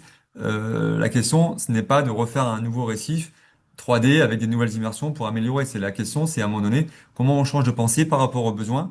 Et le besoin, et je finirai sur ça, c'est souvent un point qui est important. Si demain, on veut protéger, faire venir plus de poissons, eh ben, aujourd'hui, si on prend un secteur suffisamment grand dans lequel on réglemente la pêche, sans rien faire, on aura un effet réserve. Et ça coûte finalement pas très cher. Ça coûte un peu de surveillance, une réglementation, de la concertation, un grand travail de collaboration avec les pêcheurs, et cela peut fonctionner. Ensuite, ouais. quelle est la plus-value derrière de rajouter des éléments? Donc et par rapport au coût que cela coûte. C'est pour ça qu'il faut, à mon sens, prendre la hauteur et, comme tu dis, avoir une méta-analyse que c'est un outil par rapport à un besoin. Et quel est le meilleur moyen pour répondre Mais à ce besoin? la bonne façon d'avoir des habitats, un milieu qui fonctionne, c'est d'avoir des habitats qui fonctionnent et qu'on ne les détruise pas. C'est-à-dire que les récifs, c'est censé être des outils de restauration, compensation, réhabilitation. Tu te donnes le nom que tu veux, quoi. Sauf qu'en fait, on n'est pas très objectif et qu'on parce qu'on immerge les récifs, on va forcément réussir. On va s'arrêter là parce que je pense que Fabrice va nous tirer l'oreille, mais on en rediscutera. Oui, merci beaucoup. Je pense qu'effectivement, on peut retrouver aussi, en plus de Sébastien et Frédéric, Julie et Philippe, si ça fonctionne, voilà, pour cette dernière série de questions. Mais voilà, ça répond un peu à la question que je posais tout à l'heure à Philippe sur est-il nécessaire d'avoir des récifs dans des aires protégées? Frédéric dit effectivement, quand on a une bonne gestion de la pêche, eh ben, on a déjà fait l'essentiel. Voilà, l'objectif d'une aire marine protégée, c'est notamment d'avoir une bonne gestion de la pêche et donc effectivement pas forcément de rajouter des récifs, si ce n'est qu'aujourd'hui, pour répondre aussi à cette question, puisque j'aime bien participer à ce débat, si l'idée c'est de surveiller la pêche, donc il faut du personnel pour surveiller, il faut des gens assermentés, donc potentiellement des gens du secteur public, là je parle au-delà de la France, et c'est ce qu'on manque un peu partout sur la planète, c'est du fonctionnement pour payer du personnel assermenté et en capacité de surveiller. C'est pour ça qu'on fait des projets, pour avoir des financements, pour faire des récifs, des machins, des bidules, de l'artificialisation, de manière à cacher du fonctionnement et donc avoir du personnel sur les aires protégées, alors qu'il suffirait d'avoir du fonctionnement pour les aires protégées. Voilà, peut-être une question un peu générale pour tout le monde. Quelle serait la spécificité de la France, parce qu'on a quand même beaucoup de gens qui sont d'autres pays qui nous écoutent, sur ces problématiques.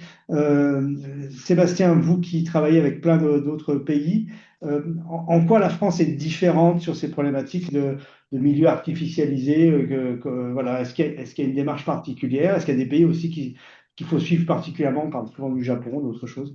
Voilà. Ben, la France a quand même été un peu précurseur sur ces sujets-là, malgré le fait qu'elle ait quand même un certain poids administratif qu'on a pu évoquer jusqu'à présent. C'est vrai que c'est pas toujours facile de lancer des projets de R&D en France. C'est parfois plus facile ailleurs, mais certainement à juste titre. Mais la France a quand même été plutôt précurseur et l'Agence de l'eau, notamment RMC et d'autres, ont quand même appuyé beaucoup d'expérimentations en R&D.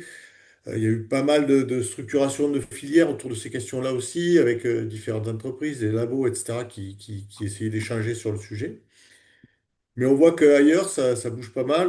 Il y a des sujets qu'on n'a pas beaucoup abordés, mais sur la question notamment des herbiers, les Italiens publient pas mal. Sur d'autres sujets, on a vu les Croates ou les Espagnols publier pas mal aussi. Donc, les choses se font ailleurs. Nous, on a eu aussi des expérimentations et une thèse avec le Maroc sur les bioètes, notamment ciblée sur les nurseries de mérou, 4 espèces de mérou, avec des taux de réussite extrêmement intéressants là-dessus.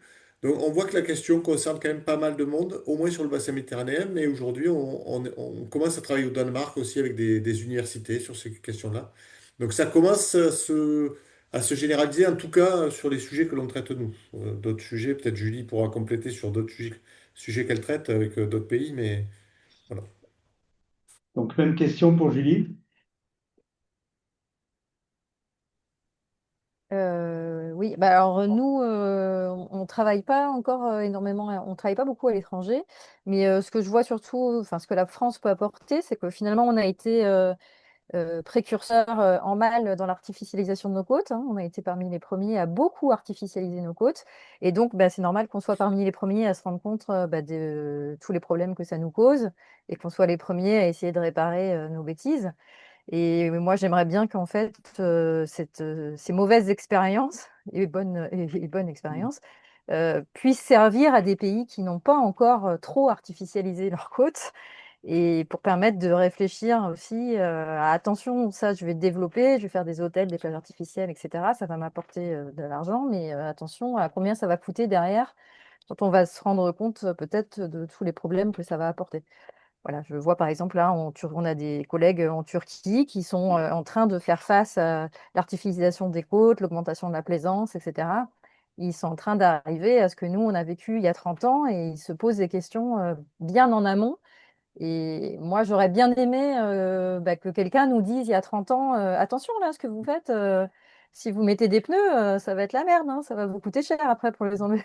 Voilà. Et du coup, je me dis que c'est peut-être comme ça qu'on peut être utile pour éviter que d'autres fassent les mêmes bêtises que nous. Merci beaucoup. Pierre, je te laisse poser les questions les plus brûlantes. Non, non, j'étais en train de lire. Tu me prends dépourvu, j'étais en train de lire les questions pour voir s'il y avait des retards, mais Pendant euh, que tu lis, Pierre, j'ai peut-être un élément par rapport à ouais, l'international, à vas-y. la Méditerranée. Il y a un point qui est important, c'est, il y a deux choses. Enfin, notamment l'échelle de la Posidonie, on a encore des pays où il y a du chalutage.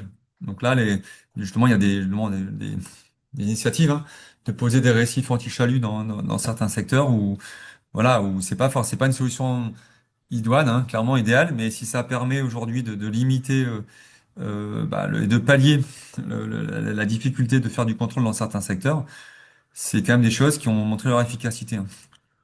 Il n'y a pas forcément besoin de les complexifier, hein. À nouveau, ce qui a été fait à l'ouest de Marseille fonctionne très bien. Deuxième point, sur l'artificialisation, en tout cas, je vois un risque, euh, mais c'est un risque qui est identifié, c'est que des collectivités, en effet, voient la possibilité d'artificialiser avec le fait de se dire, c'est bon, on a des solutions pour permettre de remettre en place des fonctionnalités écologiques. Et là, c'est très bien, vous l'avez tous dit.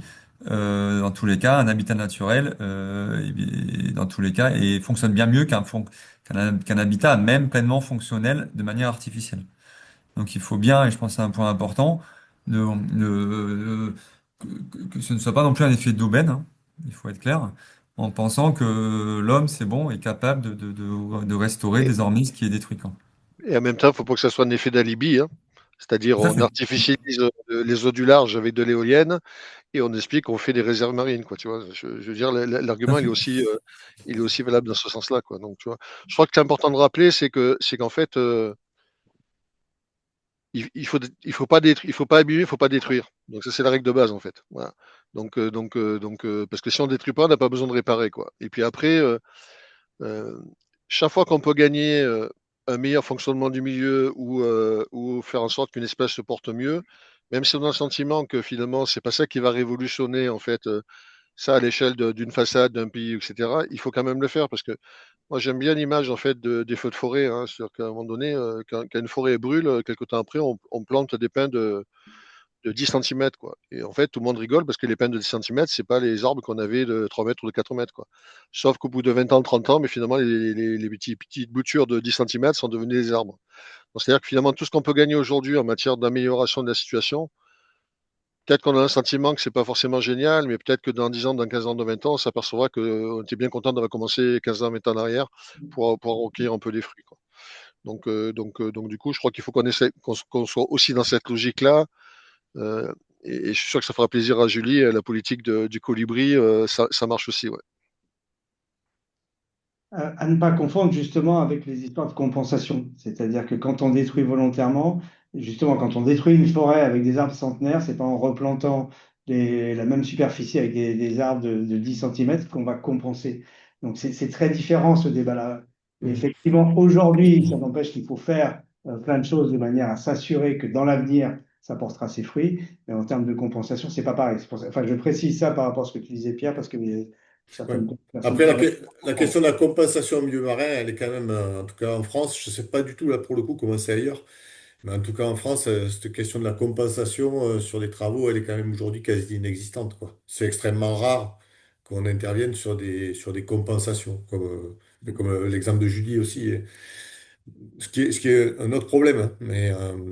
Mais en tout cas, c'est certain que il y a quand même aujourd'hui beaucoup, beaucoup, beaucoup d'urbanisation, beaucoup d'artificialisation ancienne que l'on peut rebooster. Et c'est dommage de s'en passer, quoi. Voilà. Il y avait deux petites questions auxquelles j'aurais aimé répondre en direct. A-t-on des exemples de récifs artificiels qui ont pu être améliorés en efficacité après coup? Oui, on a fait un travail avec Philippe L'Enfant sur des récifs artificiels au large de le cap Barcarès, qu'on a complexifié. Effectivement, on avait des résultats intéressants là-dessus. Et puis, il y avait une autre question sur est-ce que les nurseries artificielles, ça marche aussi en zone à marnage? Oui, on a travaillé sur des zones à marnage avec ça, notamment notamment en Bretagne, en France, voilà, mais dans d'autres endroits aussi. Est-ce que vous avez des retours d'expérience dans l'outre-mer français, puisque c'est une demande? Est-ce qu'il y a des choses qui ont été faites en termes de méthodes de restauration, de réhabilitation, de restauration au sens large par rapport à des structures bâties? Nous, on était, alors je ne veux pas monopoliser la parole, mais effectivement, nous on est intervenus dans un certain nombre de pays outre-mer, sur les Caraïbes en général, sur différents systèmes, notamment sur des corps morts écologiques pour des ancrages de bateaux, et puis sur des zones portuaires. On a travaillé aussi à Saint-Martin, hein, sur une espèce de mérou, notamment, à la fois en pêche de larves et en habitat. Donc oui, oui, on a quelques expériences là-dedans. Philippe aussi, je pense que toi, tu as quelques expériences sur les Caraïbes, avec des thèses en cours notamment. Non, pas sur les récifs. Ah, Directement, nous, c'est plutôt sur les aspects connectivité entre zones de protection type cantonnement. ok. En fait, ce qu'il faut reconnaître, c'est que c'est quand même une thématique assez récente, en fait, hein. C'est quand même enfin, en France, on s'intéresse, alors, hormis des travaux historiques dont je reviendrai pas dessus, mais en France, globalement, ça fait une dizaine d'années qu'on travaille sur ces questions-là et de manière plus pointue, particulièrement sur la restauration des fonctions nurseries, hein. Donc voilà, on a quand même pas beaucoup de retours d'expérience sur plein de thématiques, hein. On n'est pas capable de restaurer beaucoup de choses, quoi. Par contre, alors pour les pays européens, il y a maintenant un règlement européen qui est assez puissant puisqu'il il donne une obligation de restauration d'habitats terrestres et marins avec des échéances assez courtes, hein, puisqu'on parle de 2030, 2040, 2050, hein. Donc forcément, ça va demander de booster un peu les outils, les méthodes, la connaissance, la compréhension. Et ça va notamment demander de booster les actions sur le terrain, hein, parce que c'est ça qui est important au final, hein, c'est qu'est-ce qu'on collectivement on peut restaurer comme fonction, qu'est-ce qu'on a amélioré comme surface d'herbier ou surface de coralligène. Donc on voit que cette thématique elle est assez nouvelle, hein. Et justement, ce webinaire il s'inscrit aussi dans ces démarches-là pour essayer de mobiliser toutes les forces vives, hein, qu'elles soient nationales ou même à l'international, pour travailler sur ces questions-là, hein.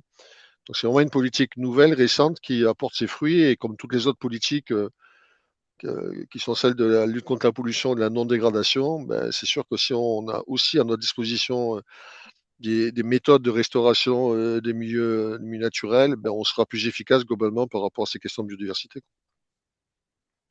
Merci beaucoup. Peut-être une dernière réaction chacun, si vous voulez rajouter un petit mot. Après, il va falloir qu'on conclue. Pierre nous fera une conclusion brillante dont il a le secret, parce qu'on arrive en termes de traduction, d'interprétariat, en limite des capacités. Donc, Frédéric, un dernier mot ou quelque chose à retenir de Ouais, particulier aujourd'hui? peut-être un point, mais qui permet aussi, je pense, de prendre la hauteur. Et ça permet de répondre à une question qui était par rapport à la légitimité, le doute scientifique, par rapport aux démarches. On sent qu'il y a quand même deux démarches au final qui sont on sent d'un côté qu'il y a une démarche interventionniste et d'autre côté une démarche plutôt de conservation, que certains diront d'obscurantisme. Moi, je pense que le point important quand même, c'est, enfin, en tout cas à l'échelle française, hein, c'est de reprendre la Constitution française et la Charte de l'environnement qui précise qu'il faut qu'on applique le principe de précaution, qui pour moi est le principe du bon sens en fait. Donc, je pense que c'est un point important pour tout ce qui est fait aujourd'hui, d'avoir toujours ça en tête, de bien se poser les bonnes questions et à nouveau, dans ce type de projet, d'être bien accompagné et d'enlever les pressions avant d'envisager quelque chose de plus ambitieux. Ce sera le mot de la fin pour moi. Merci Frédéric. Sébastien.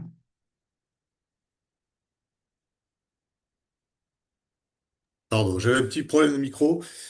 Non, pour moi, c'est plutôt autour des questions de biodiversité ordinaire, de biodiversité en ville, etc., qui sont très développées dans les grandes villes. Aujourd'hui, finalement, sur nos espaces littoraux artificialisés, on est aussi sur ces questions de biodiversité en ville. Et pour moi, il n'y a pas de biodiversité ordinaire, c'est de la biodiversité, point. Et finalement, on a pu voir à travers l'exemple dans le parc marin du Golfe du Lion, mais on a plus de 100 ports équipés et on voit à peu près les mêmes choses partout. C'est que cette biodiversité, elle est assez exceptionnelle dès lors qu'on lui laisse un minimum de chance de pouvoir se redévelopper sur ces infrastructures, quoi. Merci, l'homme s'est corrigé quelques défauts de l'homme alors. Philippe et puis Julie pour le dernier mot. Euh, nous, le travail au niveau scientifique, hein, c'est de mieux évaluer la contribution de tous ces milieux, parce que c'est pas, ça a été dit, hein, c'est assez complexe à évaluer, tout ce qui est connectivité, réseau trophique. Et l'autre point, c'est d'avoir des protocoles rigoureux qui puissent être appliqués partout pour permettre l'intercalibration, les comparaisons entre sites, parce que souvent, on a un effet régional qui est plus marqué que voilà. Et donc, quelque part, chaque site est particulier, donc il faut avoir des méthodes robustes pour pouvoir faire ces comparaisons. Merci beaucoup. Julie, sur ton bateau. Ouais. Ouais, moi je voudrais dire que en fait on se rend compte qu'il reste encore pas mal de travail et plein de possibilités de choses à faire. Et pour reprendre le colibri là, de Pierre, il n'y a pas de petites actions et que finalement, enfin pour moi, tout ce qui peut permettre de réparer ou diminuer nos impacts devrait être entrepris. Voilà, et que bon, voilà, chacun a sa mesure, mais je pense qu'il y a plein de petites choses à faire pour essayer de réparer tout ce qu'on a mal fait pour l'instant. Pierre, une réaction finale, mais est-ce que tu crois qu'aujourd'hui, particulièrement en France, on commet moins d'erreurs basées justement sur les retours d'expérience du passé où on en a commis de nombreuses, comme le disait Julie? Je ne sais pas si on commet moins d'erreurs, mais quand tu vois certains départements, il n'y a plus de la place pour faire des erreurs non plus, quoi, tu vois. Donc du coup, c'est peut-être un peu compliqué. Non, on a un cadre réglementaire comme en France qui permet de cadrer beaucoup de choses, mais comme tout cadre réglementaire, des fois, on peut y déroger, hein. Donc, moi, je voudrais rebondir sur ce que dit Julie. Finalement, je pense que moi, si j'ai un souhait à faire, je vais le formuler comme ça, Fabrice, si tu permets, hein, c'est qu'on ne s'enferme pas dans des questions de définition, réhabilitation, restauration, renaturation, enfin, qu'on s'enferme pas sur des questions de concept et de machin et qu'on se mette tous à agir un peu plus, quoi. C'est-à-dire que chaque fois qu'on a agi, on a eu des résultats. Et on met du temps à agir parce qu'en fait, on n'est pas dans une dynamique qui favorise l'action, hein. Ça, c'est aussi un point important. C'est-à-dire qu'en fait, on est tout le temps très prudent ou par obligation ou par volonté. Et finalement, ça fait pas vraiment avancer le schmilblick, hein, ça gère les situations, quoi. Donc, je crois qu'on a besoin en fait de créer des dynamiques de travail pour montrer que oui, on est capable d'agir malgré les difficultés, les défauts qu'on a eus les années précédentes. On est capable de pouvoir récupérer certains coûts, pas tous. On va pas les récupérer à la hauteur de ce qu'on les a détruits, mais on peut commencer à les récupérer. On a de l'expérience pour savoir que si on aménage tout et n'importe quoi, eh ben, on va se retrouver avec des difficultés dans 20 ans, dans 30 ans. Donc, on a peut-être besoin parfois d'être un peu prudent ou de bien réfléchir avant d'agir et d'aménager, quoi. Et d'une manière générale, il n'y a pas de fatalité, quoi.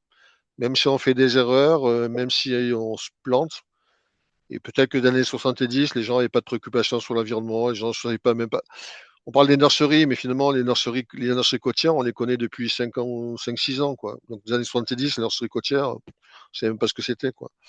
En tout cas, ce qui est important, c'est qu'on agisse en fait favorablement par rapport au milieu et dans un souci de trouver le bon équilibre entre nos activités économiques et cette biodiversité. Et pour terminer sur la question de passif et actif, je pense que c'est un faux sujet qui nous amène souvent à pas agir en fait, hein.